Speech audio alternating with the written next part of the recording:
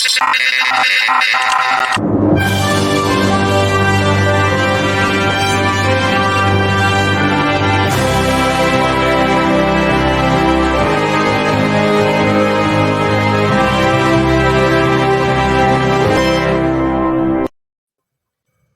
and welcome to another episode of Movies That Make Us. I'm Jake. I'm Tracy. And I'm Val. That was a really weird moment for me because I felt like when I said my name, I said it wrong somehow. And I was like, no, That was how we're starting the show out. Are you a multiversal, Jake? I could be. Man, that I've movie. seen so many multiverse movies in 1 week. Yeah, because there's everything everywhere all at once. And then, which I saw. And then Doctor Strange in the Multiverse of Madness. Apparently, when you're making a multiverse movie, it requires a really long title. I mean, when somebody posted that Multiverse of Madness is Mom, it blew my mind because it is a Mother's Day movie, which I forgot to mention when I was on Good Things Utah the other morning with all the moms, is that it is a Mother's Day movie. It's a woman fighting for kids that she made up.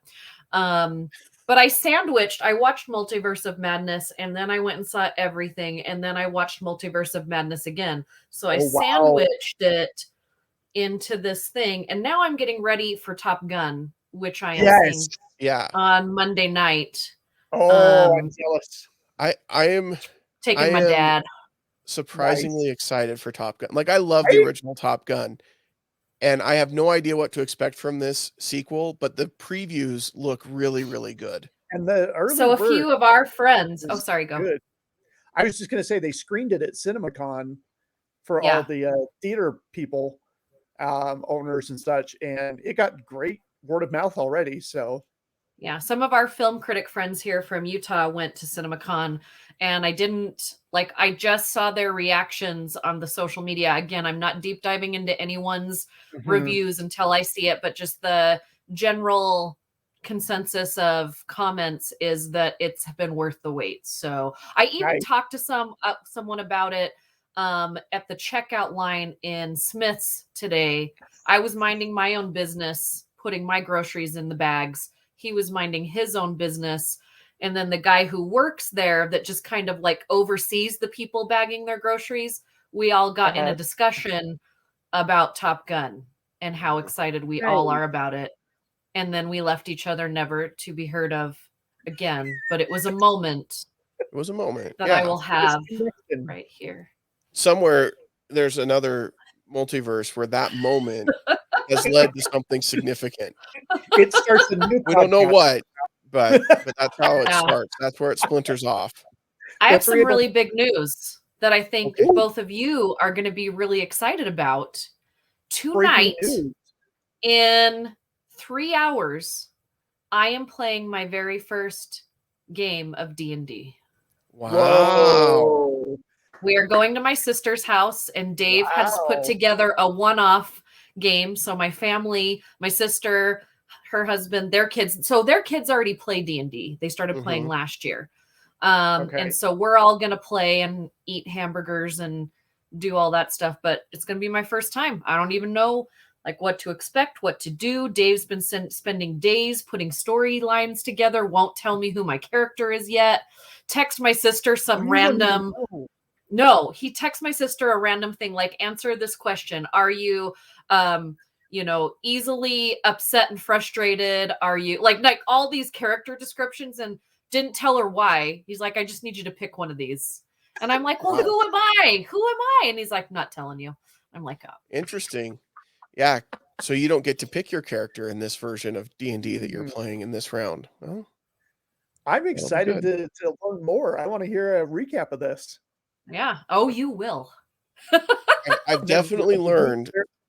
So we typically, when we play, we've been doing it remote because a couple of people in our party are not local.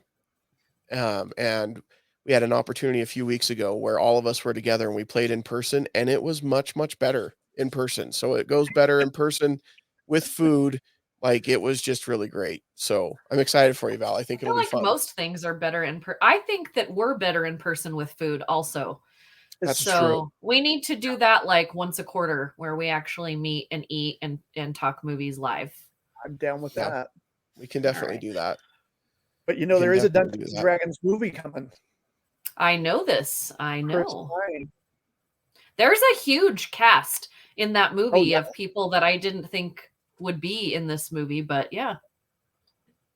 Yep, Which movie is that? I'm sorry, I didn't hear it. Dungeons and Dragons, the new Dungeons Oh and yeah, Dragons. yeah.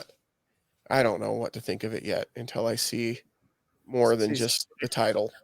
I have a funny little laugh out loud for y'all. So you all know my best friend Yen, and I'm calling her out because I know she doesn't listen to the show at all, so she won't ever know that I'm making fun of her on this show. She's the one that said, "Hey Val, I want to go see Everything Everywhere All at Once with you." And I was like, "Okay, great," because we both love Michelle Cho, and I'm like, I haven't seen it. I wasn't in town for the screening, so that's perfect. We saw it; it was great. And then when we were done watching that, she's like, "Will you go with me to see Doctor Strange tomorrow?" And I'm like, "Oh man, you mean I have to see it again and hang out with you some more?" Yes, I will. So we did this 2 days in a row. But this is what's funny is she doesn't watch, and everyone I think has a friend like this, right? Or a relative that doesn't watch as many movies as you do. And so when they're watching the trailers of other movies with you, you have to explain to them what's going on. And it was the first time I'd seen the new Jurassic Park trailer on the big screen. And she's like, "Oh, there's another one." And I said, "Yeah." And they're bringing back the full cast, and it registers her. You mean like people from the original? And I'm like, "Yeah, everybody's coming back." And then we're watching a little bit longer, and then she's like, "Wait, how did they get out? How did the dinosaurs get out?" And I'm like, "They always get out. Like, have you not watched any of these movies? The dinosaurs always get out. Yeah, they're always where they're not supposed to be. People die. Some dinosaurs are nice, others are not nice. Some swim in the middle." And I'm just like, what? yeah. Like, That's okay. kind of the whole plot of Jurassic Park. Is that the dinosaurs get out? It wouldn't be as interesting a movie if the dinosaurs stayed in. But she's the same person as I'm watching. This is one of the only reasons I loved the Ghostbuster movie with all the women in it is she had never seen any other Ghostbuster movie. What? So I'm sitting with her in this Ghostbuster movie the weekend that it opens, and everybody's getting excited for, Bill Murray comes on, and she's like, "Why is everybody excited?" I'm like, "That's Bill Murray." She's like, "I don't know who that is." So I'm explaining to her during the movie who Bill Murray is. And then Sigourney Weaver comes on and she's like, "Who's that?" And I'm like, "Wait, you are a kick butt, like no nonsense woman, and you don't know who Sigourney Weaver is." So I'm naming off all these movies, and she's like, "I haven't seen any of these." And I'm like, "Okay, remember in the movie Dory, the voiceover and she knew, she's like, "Oh yeah." And I'm like, "That's her." I'm like, "Are you?" So I'm just laughing the whole time because I am explaining, if anyone was around us, like listening to me explain the franchise of the Ghostbuster franchise to this person while we're watching the movie. Yeah, this is my best friend. Like at first when you said she didn't know, it's fun. When you said she didn't know who Bill Murray was, I thought you meant just like in Ghostbusters. She didn't know who his character was. But she didn't know who Bill Murray. No. Goodness. She has a life outside of movies. Well, she doesn't. Sure, but there's just I feel like some actors and performers that even if you kind of iconic. Yeah. Like I wasn't as surprised about Bill Murray because that's not really her genre of anything. But when she didn't know who Sigourney Weaver was, because she's a very strong woman. She supports strong women and all of that. But the fact that she didn't know who Sigourney Weaver was, I was like, and the fact that that she knew her from Dory and none of the other movies that. So I love you, Yen. You make my life exciting. You keep me on my toes. Wow. And I can't even tell you what I had to explain about Doctor Strange because I would be giving away secrets. But one of the things is, and this isn't a secret to any superhero movie ever, but we're like more than halfway through the movie and she's like, "Wait, if that's destroyed, then how do they win?" And I said, "Yen, in every superhero movie, they win with the power that they've always had inside of them." Yeah. I'm like, every superhero and or sports movie ever made is that you end up losing what you thought you needed to win, and then you won with the power you've always had inside of you. Yeah. Which is almost a line from the movie later, like toward the end. Yeah. I won't say from who to whom. No, she looked at me because I told that to her, and then the line comes 10 minutes later, and she just looked at me, and I'm like, That's awesome. So that was my weekend of explaining movies in the theater to people. Well, my best friend. Oh, great. Yeah. We went and saw it with my kids. Well, not all of them, just the 3 older kids. I decided the younger kids needed to not go see Doctor Strange. I wanted to see it first. And I definitely would recommend that. If you have kids that are kind of in that 9 to 10 range that normally you wouldn't think twice about taking to a Marvel movie, screen this one first and then decide. And your kids may be fine with it. You're going to know them better than I do, but I would definitely recommend that. But we had a group of 3 people sitting next to us, like a seat in between, and then them. And the whole time, similar, like they were explaining to somebody in their group everything that was going on, and I'm like, "Don't come on open." Anyway, That's it why was, and they weren't quiet about it. Like it's one thing if you're like whispering over to the person next to you and you're saying, but like I could hear them talking. And at one point, the lady that they were explaining everything to was like getting on her phone to like make a phone. I'm like, come on. Come on. There was a guy, I felt so bad for this kid. There was like, probably this kid was 17, 18 years old, and he brought his dad with him. Not 12 minutes in the movie, the dad's really loud. I hope this gets better. And I turned and looked at him, and I'm like, it does get better. Like, I get it. Like, if there's a lot of like setup, right? But that's your inside your head voice that should say that, not your out loud to everyone else voice. Right before the movie ends, he's like, yeah, it didn't get better loud enough so that I could hear it, because I'm the one that looked at him and said, it's gonna get better. And then they waited for just one of the credit scenes, and he's like, that was the best part of the whole movie. And then they got up and left, and I'm like, there's one more. That's the part that doesn't, unless you're a comics nerd, that scene doesn't make a whole lot of sense. No, it was a deep cut. That was probably our friend Craig Price's favorite part of the whole movie, though. Yeah, no, every time I see it, I think of Craig Price. Yeah, like hands down, this is his new favorite MCU movie. I'm 100% sure. I have zero doubts. Craig, you can confirm that for us if you listen to this episode. Because I have some issues with the movie, and I can't wait till we talk about it. We're planning on having special guests over on that for that one. Yep. So that'll be fun. Is that how we're gonna build it up? Is just like that? Because I feel like that was really a sad build up. So we're going to do a dual podcast between Multiplane Podcast and Movies That Make Us. So we're gonna have Ty on so he can nerd out and deep dive in. How many times did he scream in the movie, Tracy? Did you hear any of the screams? I didn't, but he sat down in the luxury press seating. I was up in the nosebleeds. Oh, and then and then we'll have our buddy Neil on, which he's also Robert amazing. Neil. Robert Neil. I always call him Neil by his last name, like Mr. Neil.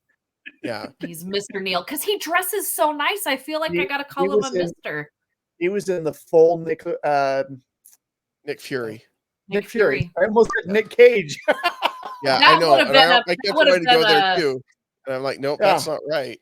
That would have been a transformation for sure. Yeah, for sure. No, I'm excited about that, and I'm excited to talk about Doctor Strange, and we'll go into spoilers, and we don't want to do that yet because we're going to give you a week to go see it. Yeah. Anyway, I was going to make a comment, but I'm not now. So we're going to move forward with our movie today, Neverending Story. Tracy, you picked this. Classic. It is classic. It is pure 1980s nostalgia, like just greatness in that aspect. So, and it is very classic 1980s because it's a family film, so right? 80s. And it's geared toward kids, but at the same time, it's kind of scary for kids. I think. I mean, it's not overly scary. It's fine, but it was what the 80s were like. Like, you had, like, the Dark Moment. Crystals and the Labyrinth and the Neverending Stories. Mm-hmm. Yeah, this one came out when I was 9, so I grew up on this film. I don't think we saw it in the theater. We might have. I don't remember doing so. But on VHS, then yeah, this was a huge staple at my house growing up. How about you guys? This was one that we bootlegged, man. I think I just threw away the VHS that we had, like Neverending Story and Princess Bride and like all these things on the same. You'd record them in EP so you could fit like 3 movies on one. Mm-hmm. Yeah. Quality be danged. Yeah. Who cares? I wasn't old enough to know better. So yeah. Right. And it's not like now where it's like, oh, this comes in 4K and I've got my 4K TV and I'll sit and watch whatever. But no, I mean, when I was a kid, it was on this little square TV. The quality wasn't going to be great regardless. That's a very good point. Yeah. And it was I don't even care now. Like, TV. I kind of care, but I'm not one of those snobs. Like, yeah. I remember when we were doing Sundance from home, and I was getting like messages from people, hey, are you able to upload this into all the number letter things? And I'm like, dude, I push play. So I push play. I'm happy to be here. I'm happy to be doing this. I just like the fact that I can watch movies. So yeah. Well, and that's how I felt watching the VHS cassettes as a kid too. And yeah, I think this was one. I don't think people totally understand. Like, we didn't buy movies when we were kids because they were expensive. Mm-hmm. So you waited until they were on TV and you recorded them. That's what we did. Or you rented them and you had 2 VCRs and you played it on one and you recorded on the other. Yeah. See, I was always rented. Oh, go ahead. Oh, go ahead. I was going to say, I think we rented certain movies so many times that I could have owned it 3 times by the time, by the time you could possibly, and there were some of those and they weren't good. It was like the pirate movie. I probably, if I were to take what my parents paid into renting the pirate movie, I could own like 5 copies of the pirate movie. There's a couple of songs on that one that's questionable. That whole movie's questionable. What are you talking about? See, we never had the dual VCRs. I wanted that, but we never. My parents didn't feel like it was worth the investment. And I think they felt like that was somehow crossing a line because then you'd be renting the movie and recording it, and that would be too close to stealing it. I mean, it was stealing it, like just recording it off the TV. Well, see, my mom would go to Reams and they would rent for like $1. And she'd just like and get the ice cream right in the EP. Yep. Put it in EP mode and tape like 4 movies and have them all on one tape. And then it was us kids could watch as many times as we wanted. Yeah. Which is same with Indiana Jones, the Raiders of the Lost Ark. That's Yep. Yeah, I seriously never saw until I was probably 17 years old, like the real version of Grease. And because we had the recorded from TV version, and when I was sitting at my friend's house watching it, I'm like, what? I saw the butt for the first time, the bare butt, and I was like, what? Where has this been? My whole life is a lie. My whole life has been censored from this butt. We grew up watching Planes, Trains, and Automobiles that we'd recorded off of TV. And the first time I saw that unedited, I mean the part with the rental car, my mouth hit the floor. I was like, this can't be that bad. We watch this all the time. Holy cow. No wonder those friends couldn't come over to my house anymore because we're like, my favorite movie is this movie. Yeah, I used to tell people that I loved Saturday Night Fever. Yeah. Like I was 9 years old and they just looked at me like, what? Yeah. Until I was 16, I had no idea what happened in that car.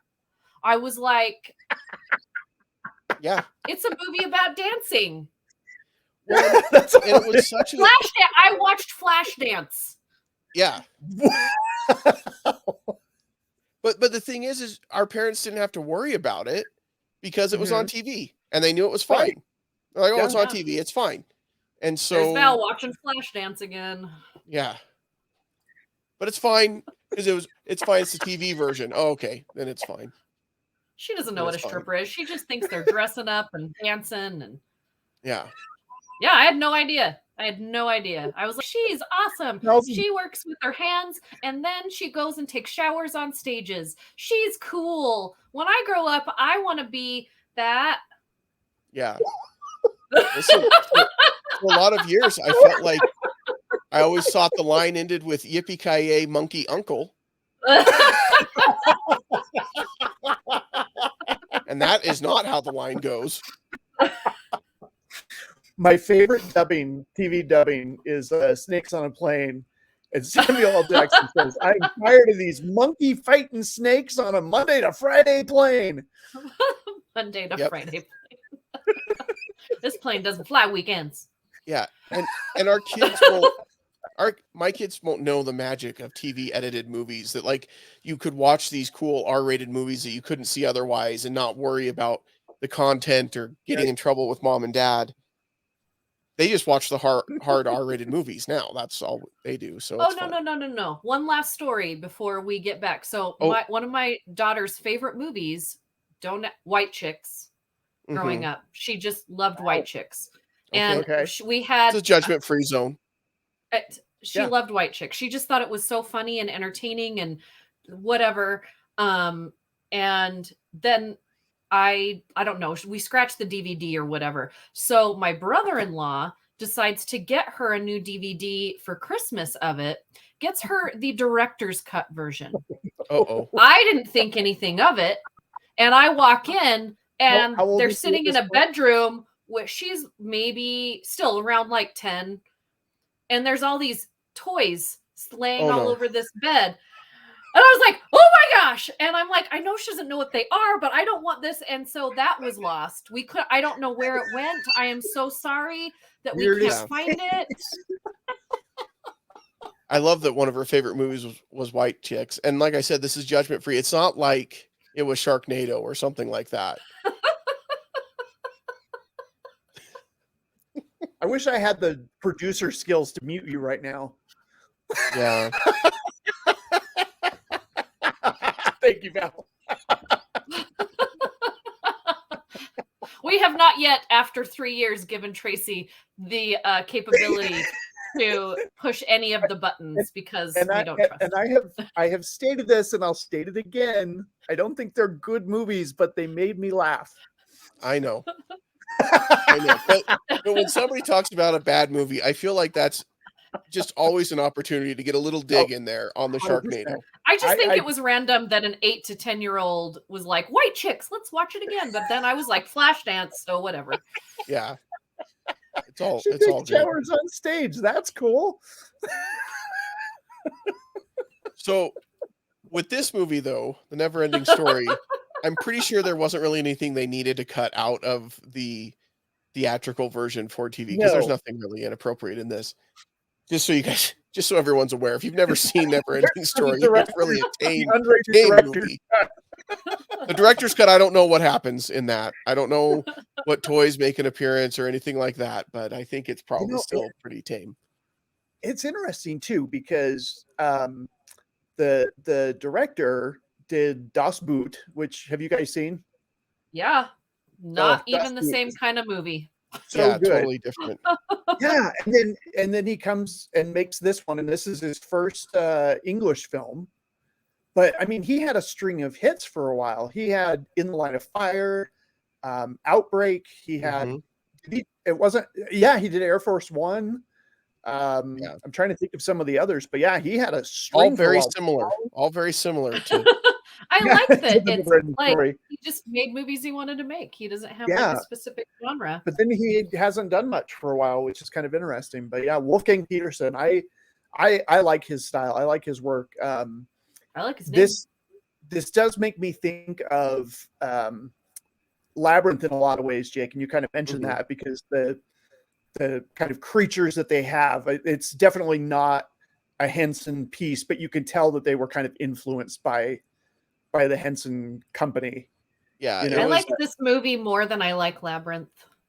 I would say I would agree with that. Yeah, I think the creatures in Labyrinth though are better than the ones in this. I don't know. There's some you don't get a lot. There's like the scene when they're all talking to the princess. There's some cool creature design in there. and it's brief. You only get like a few shots, but there's some cool stuff going on in the background on some of those.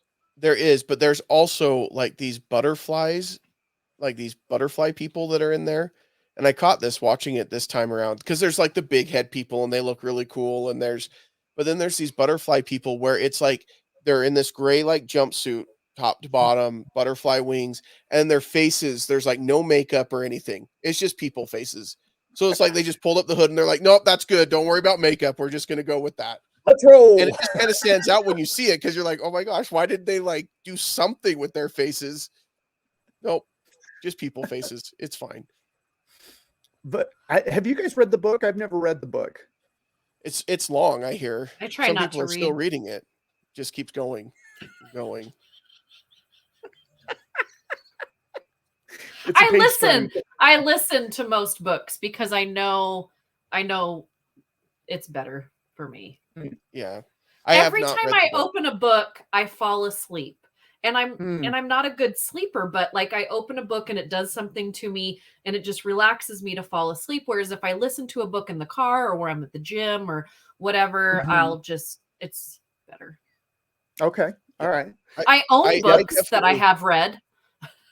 I like reading when I can. The hard thing about reading is I don't have a lot of time to just sit and read. Mhm. And so I end up doing a lot of audiobooks because I can do other things while I'm listening to the books. Mhm. Yeah. But I have not listened to or read this book. The author hated the film. He didn't want the That's movie weird. made. He tried to get a court injunction and couldn't get one. And so then they showed him the movie and he hated it so much that he told him to take his name off the credits. So Wow. they mentioned him briefly in the very end credits. They have like a little acknowledgement, but it's not like based on the book, by Oh wow. by the guy who his name. But yeah, he was not happy. And then I think he passed away in the mid 90s, and they tried to do a remake a couple of years ago and couldn't get the rights because the rights are all tangled up. So, Wow. And I don't think it needs to be remade. I think it holds up. yeah, Yeah, I guess it's different from the book, and that's why I was curious because I haven't read it. So I was wondering if you guys had. I haven't either. And I wondered as I was watching it. Well, first I was wondering if it was based on a book and then how different the book would be. I mean, there's a book of it obviously in the movie, but I didn't know Right. if that was, you know what I mean? If it was really based on an actual An book actual or book, yeah.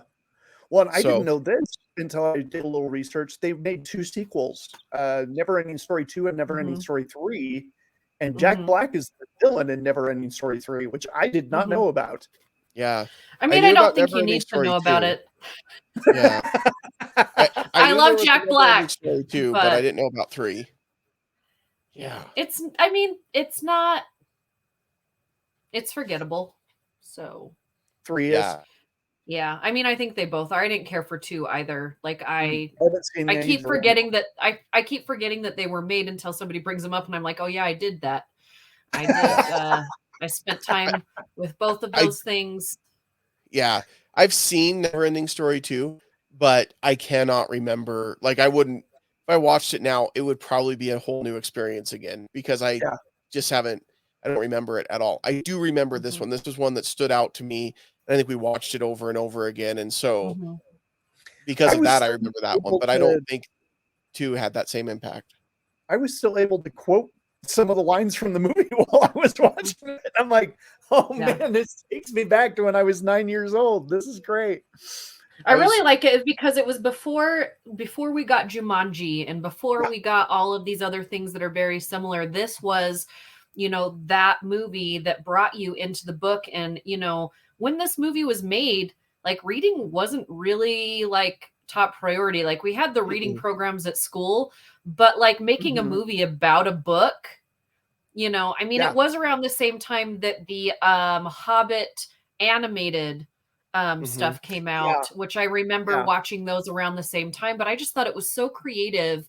And it really did the fact that it happens in a library, fact that it happens, like with this In a book and bookstore. this young kid. And when I went back and watched it, watching all of the different characters on who they cast in this movie, it was actually pretty progressive for its time. Yeah, Mhm. it was. I agree. I don't think at the time that this movie came out that reading was really. I mean, it was similar to when he walks into the bookstore and the guy's like, "Yeah, I don't have anything that goes beep boop beep that Yeah. you'd be Mhm. interested in. Mhm. All I've got Yeah. is books." And the kid's like, "Yeah, I've got like 180 of those at home." Like, okay, this guy's obviously a nerd, and he was like the 1980s version of a nerd. Like, he reads a Yeah. lot of books. And when Yeah. he says the titles, I'm like, and those are all really nerdy books. Like, 10,000 Leagues Under the Sea, Yeah. and Lord of Lord the of the Rings. I Rings. mean, at that point, that young, that kid was a nerd, man. If he was reading Lord of the Rings, but I loved this. I love the movie because as the guy's talking about, like, yeah, do you ever feel like you're experiencing what the characters are experiencing when you're reading a book? And he's like, yeah, all the time. And I loved that concept because when I was a kid and I would read a book, that's how I would feel. I would feel like I was in the book, in the Mhm. story, seeing the characters, visualizing them. And like, to me, the whole concept of, as I'm reading this book, it feels like I'm seeing what's happening. That was very real to me. And I thought that Mhm. was really well done in the Yeah. movie. Mhm. Yeah, I mean, around the time this movie came out, again, it was all like space and intergalactic Mhm. stuff because we had what was the movie with the big eyeball in the space that takes the kid in the Flight of the eyeball? Navigator. Flight of the Navigator. I was Awesome Yeah. Navigator. movie. Yep. Yeah. Oh, I Mhm. watched that over and over and over. I think it was Oh, between yeah. this Labyrinth and Flight of the Navigator. Like that's what I Yep. was watching, but I was also reading.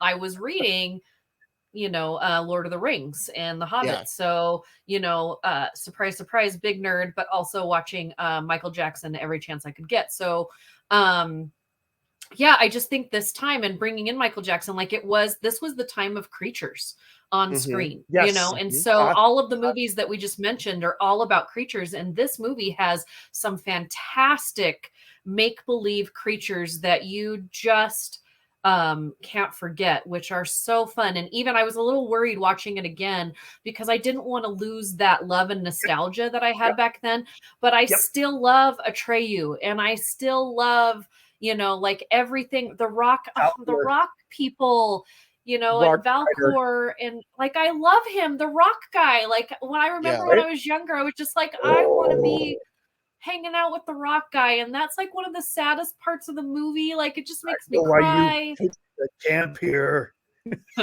Yeah. This is limestone. Oh yeah. As he's eating, I love when he shows up and on his like big rock power wheel thing big wheel Yeah. thing that he's driving around. Like, it was cool. That thing can stop on a dime, though. Oh yeah. Yeah.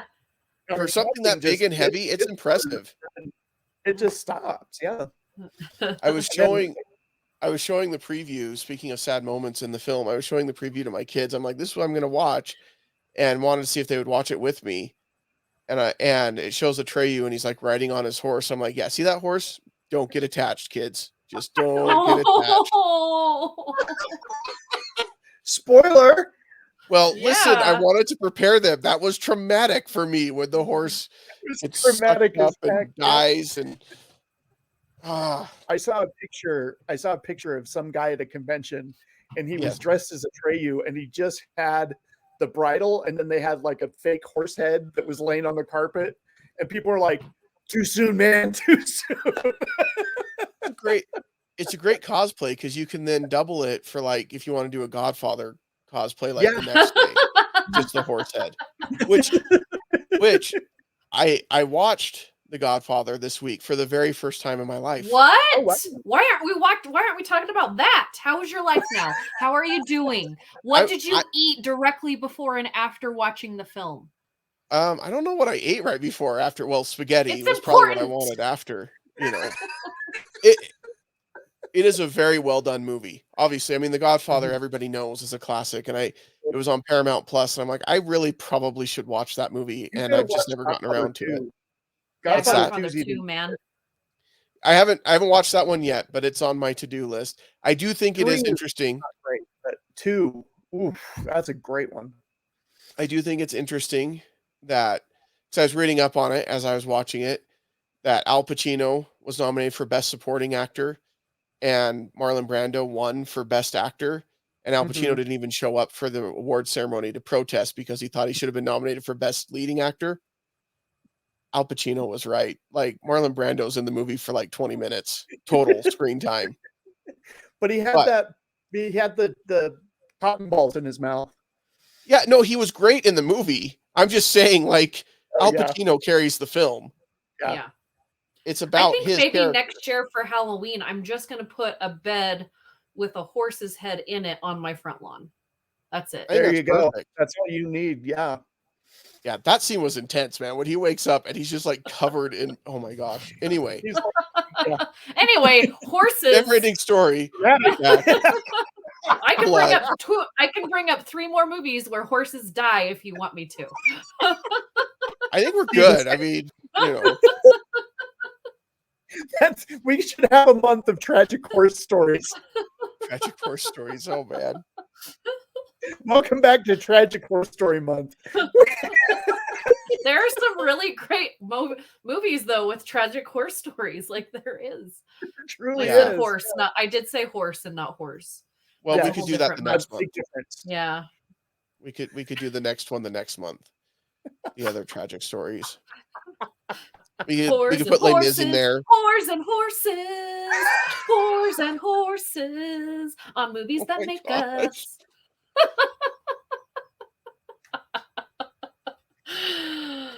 The end. That was a pop hit right there.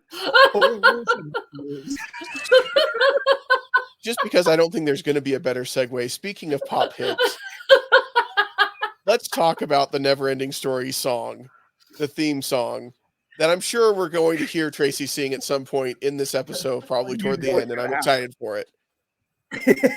That song is so darn catchy. Every time I hear it, it's stuck in my head for weeks after I hear it. I love it. And it is so 80s. The synthesizers, the soaring male vocals. Yeah, that one. It is very, very 80s. Like 100%. Yeah. And when you watch the music video of it, like it becomes just more 80s. Like it is Yes. that new wave synth sound, and it's you have just great. If you And have not seen the video, give yourself a favor. Yeah. yeah, it's great. But And I there's love some it because Oh, go ahead. it's tied in with the movie, right? Because it's the name, The Neverending Story. It was written for It's the in there a movie. lot. But man, like when you listen to it, obviously when they wrote the lyrics, they were like, we don't know what this story is about, so let's just throw in Neverending Story, rainbows, whatever, just throw it in there and we'll just call it good, because it really has nothing to do with the narrative of the story at all. Make believe I'm everywhere, given in the light, written on the pages is the answer to a never-ending story. Right. And I think that line especially bothers me. My stories don't have, like, it's not a question. It's not a never-ending question. It's a never-ending story. Like, the answer to the never-ending story, like, stories don't typically have an answer necessarily. I don't know. I just think it's weird grammar. Guy's obviously not, And English isn't his first language. Here's this is my other favorite line. Rhymes that keep their secrets will unfold behind the clouds, and there upon a rainbow is the answer to a never-ending story. Yeah. That's some poetry right there. If That's one where you, it sounds better than it is written on the page. If you can listen to that line and you understand what it means, you have had a really good night, and you probably should lay off whatever you've been doing. I was going to say acid. Chocolate wasted.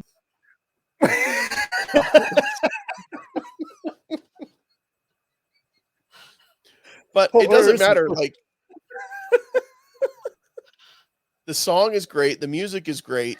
The lyrics are questionable, but it fits. It all fits together, and it's fine, and it's beautiful, and it's such a classic song. Like, it's one of those that the minute you hear it, you're like, oh yeah, and it takes you back to the movie because, like you said, Tracy, it's in there a lot. You hear it a lot in the movie. Like, they had budget to get one song done for this movie, and they're like, just keep using it. Just throw it in there. When it is that good, the director's like, just punch that through. Just keep it going. Yeah. You got that kind of asset, you use it. That's what I'm saying. Yeah. And the guy, the what's his name? Lamal. Yeah, he has you like that's his career is that song, Well, he had and a he has couple used other it. with Kajai Gugu and Lamal. So Oh they have a few more, but yeah. yeah, but But I you know think what? this is probably If you're gonna be a one-hit wonder, and if it's a big enough one hit, that's all you need. yeah. I've seen About a Boy. That's all his dad needed was that one Christmas song, and that's what he's been living off of. That's a Oh great goodness. movie. But I just I love the character work. I love Falcor, the design of him. I like the fuzzy mane with the scales Mm-hmm. and it's cool because, like I said, it's not Henson, but it's Henson-esque, and it's got its Yeah. own kind of German twist to it, which was kind of an interesting. Yeah, so it was like Henson, but more precise. It's no wishy-washiness happening here. No, there's no room for that. We don't have time. Well, I mean, a lot of our fairy tales come from Germany. Mm-hmm. That's true. You mean horror stories that we've turned into fables? That is That's also more true. accurate. Yes, Because that's what it is. I mean, if we break this movie down, it's a horror story turned into a fable, turned into a movie. Yeah. good point. I'll tell you the Yeah. other scene that got me when I was a kid is when he has to go through the Guardians. Yes. Who's looking over with the judgment Yeah. and opening With up the their eyes. with the very pointy eyeballs. Mm-hmm. Yeah. And the big bad wolf that's in this, which is also very German fairy tale-esque. Well, when I was doing a little research before this, I read that Atreyu almost got his eye poked out by one of the mechanical claws. Oh, really? So when he's Thought you were gonna say wrestling with something it, else.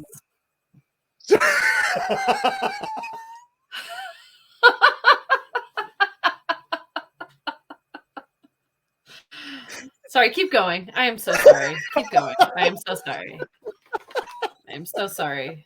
I was just gonna say he had to wrestle with the mechanical wolf. It was like a machine that they had built, and like I guess one of the paws got too close and almost poked him in the eye. So Oh wow. they were kind of a little worried about that.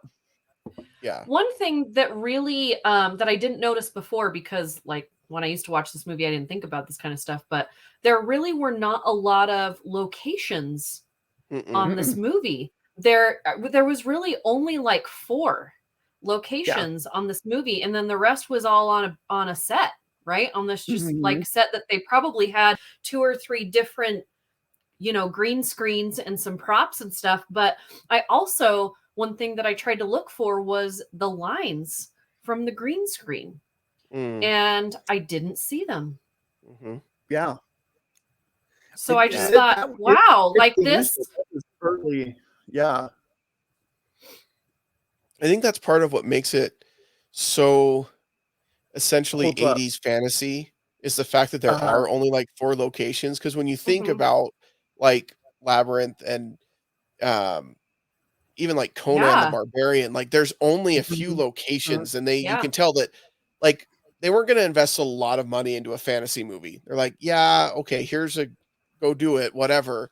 And so it's not like today where the expectation is that like they're going to travel this whole Middle Earth area and they're going to see all of these different cities that are all going to feel lived in and cultures and everything else. Like that wasn't the expectation. It was like there were these 4 places that they went and they all felt really isolated and everything else was like nothing. But I feel like we traveled so far in this movie. Like you feel like you go to so many places and you just travel like so far away, and they did it just so, it was just really cool. Yeah. That I was like, wait a second, like, but really? It's not that many places. Like it's just neat that I didn't catch that until I was older. When you're younger, you're thinking you went all of these places with him. Yeah. Yep. Super impressed still. Yeah. Well, I think the thing that always stands out for me when I watch this movie, what I always remember is that the Empress was probably one of my first crushes in a movie. I was like, oh man. Yep. Mm-hmm. If you could win the heart of the Empress, that would have been awesome. I mean, you Yeah. couldn't. Because I could pray you. Like, come on. How can you compete with Oh, that? sorry. The other thing I learned, and I thought this was cool, and I think Val probably already knows this because she's good friends with Steven. But Steven Spielberg owns the necklace that Atreyu wore, and he's got it really? framed in his office. Yeah, I actually do know that, but I think it's because someone told me that in the last couple of years, and I thought it would have been probably you, but I guess if it wasn't you, I just realized it was on a podcast or in a panel or something. Like someone told me. That's the only reason I knew that. Yeah, we don't get into his collections when we hang out. Steven took you into his office and you saw it. Come on, That's let's weird. be real. Don't say that again. I'm sorry. I need to be done today. We're not even recording late at night. This is great. I haven't slept well. It's been a weird week. Yeah. Anywho. Yep. I was gonna say that if I knew Steven, that's all I'd want him to do is show me his collection, but now I can't because I've given it a whole new meaning. We've done what we do to things. We ruined them.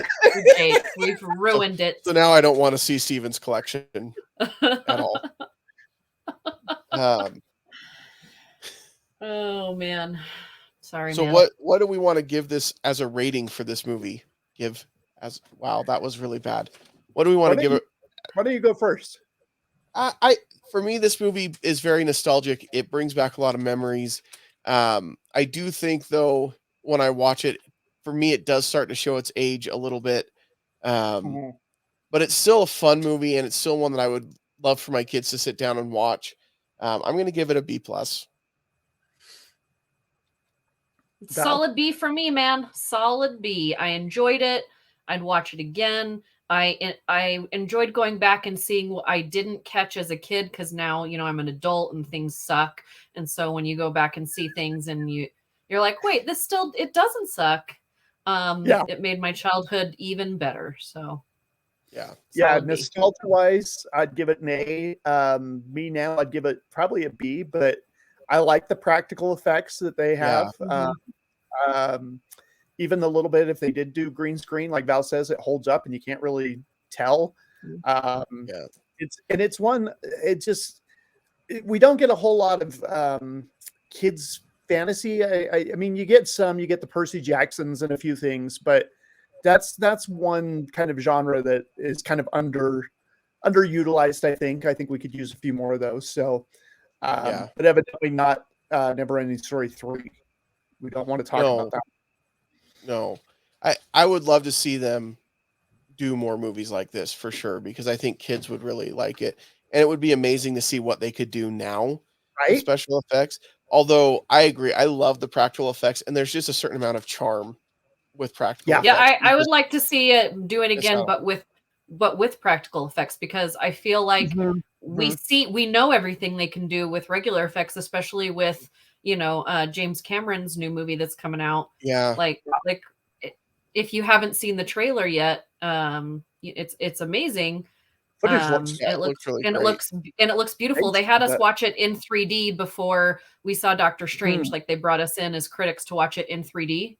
And it was James Cameron knows what to do with 3D, but I don't think that I would love Neverending Story as much as I do if you did it with all of that technology. I love the fact that it was the practical stuff. So yeah, for sure. Totally agree. Yeah. All right. Well, there you go. Neverending Story. It's a classic. You definitely need to check it out if you haven't. It's definitely a movie that has made us, I think. Tubi TV. It's free. Oh. There you go.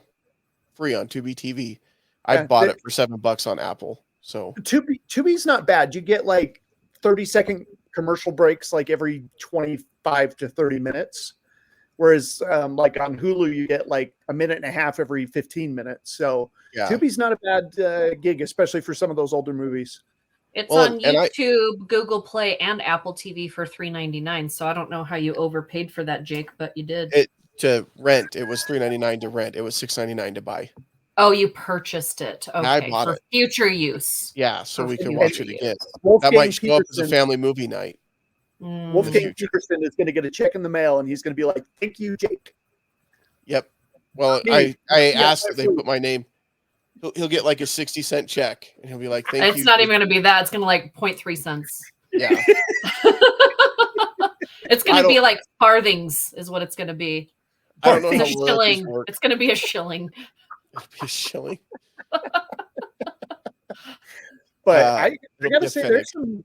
there's some cool movies coming out finally, you guys. There's a bunch that I'm Finally, excited what are you for. talking about? It's been a great year so far.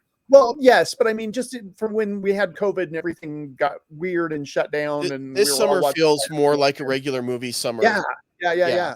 I'm excited for Top Gun. We've got Thor: Love and Thunder coming. I am so excited for Thor. I'm very excited for Thor. The Lightyear is coming out. There's a bunch of stuff, so I'm interested. I'm excited, and I would love to chat Everything Everywhere All at Once when Jake gets a chance. I need to go see that one. I haven't gotten a chance to see that one yet, and I need to go see it. I'm just warning you about hot dogs. Like, don't even. I like the hot dogs. It creeps me out. Did you see you can buy them? I sent you the link. I don't want to. Don't do that. You can get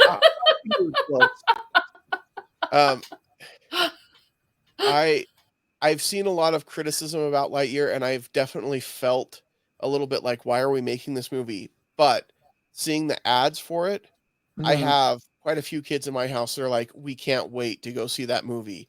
And so for people that are saying super negative things about it, or that they're not excited about, that's fine. It's not for you. Yeah, you don't. The great thing is you don't have to. I'm not reading any of that stuff because I'm excited. I'm actually putting together something special around the movie that I'm gonna interview both of you for as well. A little special project I'm putting together, and then I'll put it up on our Facebook page and Multiplane Podcast. It's a What to See with Val special Lightyear segment. So I like it. I'm intrigued. Yeah, I heard from the director, and he said that this was basically Lightyear is the 80s sci-fi movie that Andy saw as a kid, and then they made cartoon toys for kids, which is where Buzz comes from. And I'm like, all right, I could see that. And anytime Pixar wants to jump into the sci-fi realm, I'm down. Yeah, I think it'll be good. I think. And I'm hoping nothing's going to be Toy Story or Toy Story 2. Right. Nothing is going to be that again. So don't why am I go to in the theater and expect it? Because that's what people do. That's why people hate on it. Go knowing that it's its own thing and leave your crabby butt at home. Just go in with a good attitude and have fun.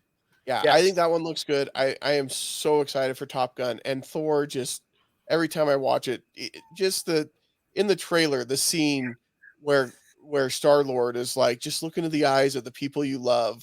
Yeah. And Thor keeps leaning over. Not me. Not you. Yeah. It is. Oh, I'm just listening. Yeah. It is so good. So I'm Taika Waititi, in my mind, everything he does is just brilliant and amazing. And Taika Waititi is in Lightyear, so yes, he is. Yes, so there you go. So you know it's going to be awesome and amazing. And I just finished up. He was in Our Flag Means Death over on HBO. I haven't, believe it or not, haven't seen that one. Neither Our have Flag I. Means, but I've heard a lot of people have really loved it, and it's really great. It's quite fun. Yeah. Yeah. It sounds fun. Yeah, he plays Blackbeard. Yeah. Listen, we need someone. You're just anti any pirate film that doesn't have Johnny Depp, okay? No, I'm not. It's just the title of the movie sounds super fun. I'm for all pirates. I am an equal pirate lover. I know you are. There you go. An equal pirate lover. Yep. And on that note, she's an equal pirate lover. There's a lot of singing in this episode. Whores New and songs. horses. Whores and horses. We haven't let everybody know this yet, but we are coming out with the Movies That Make Us album. So we're starting to release the songs episode by episode, so that you'll want to actually buy the album sometime. It's the jingles that make us. The jingles that make us. That would be a fun show. That would be actually. There are a lot of jingles we could actually talk about. Yeah, and I'm sure there's got to be a podcast out there that talks about first name. It's O-S-C-A-R. Oh gosh. Okay, I gotta go, guys. All right. Well, thank you everyone for listening. We appreciate it that you come back week after week, even when sometimes the show doesn't make sense. But that's why you love us, I hope. If not, I don't know why you're sticking around. But we love you anyway. And thank you for watching. You can find us on YouTube, anywhere you listen to podcasts. You can also send us any feedback to podcast@moviesthatmakeus.com, or you can comment on any of our social media posts, including YouTube, Facebook, Twitter, and Instagram. We'd love to hear from you. And until next time, we won't see you at the movies. And there upon a rainbow is the answer to a never-ending story.